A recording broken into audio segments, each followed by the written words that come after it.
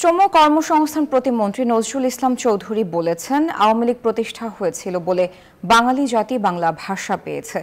52 থেকে 71 পর্যন্ত বহু আন্দোলনে নেতৃত্ব দিয়েছেন বঙ্গবন্ধু শেখ মুজিবুর রহমান।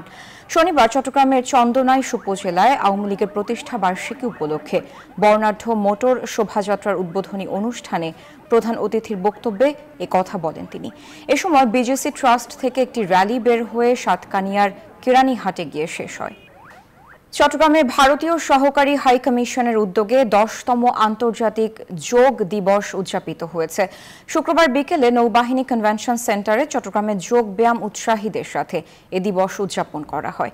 এ সময় সহকারী high commissioner doctor Rajiv Ranjan তার স্বাগত বক্তব্যে বলেন, যোগ ব্যায়াম ভারত ও বাংলাদেশের যৌথ সাংস্কৃতিক ঐতিহ্যের একটি অবিচ্ছেদ্য অংশ এবং এটি জনগণের মধ্যে সম্পর্কের জন্য ঐক্যবদ্ধ শক্তি।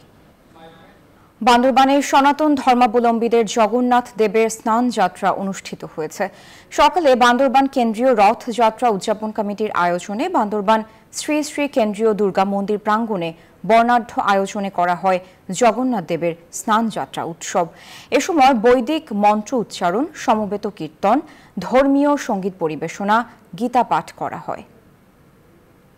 আওয়ামী লীগের ৭৫তম প্রতিষ্ঠা বার্ষিকীকে স্বাগত জানিয়ে চট্টগ্রামে আনন্দ র্যালি বের করেছেন আনোয়ারা উপজেলা যুবলীগ।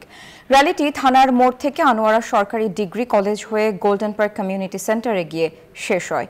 উপজেলা যুবলীগের আহ্বায়ক শওকত ওসমানের নেতৃত্বে র্যালিতে উপস্থিত ছিলেন স্থানীয় আওয়ামী লীগ নেতারা।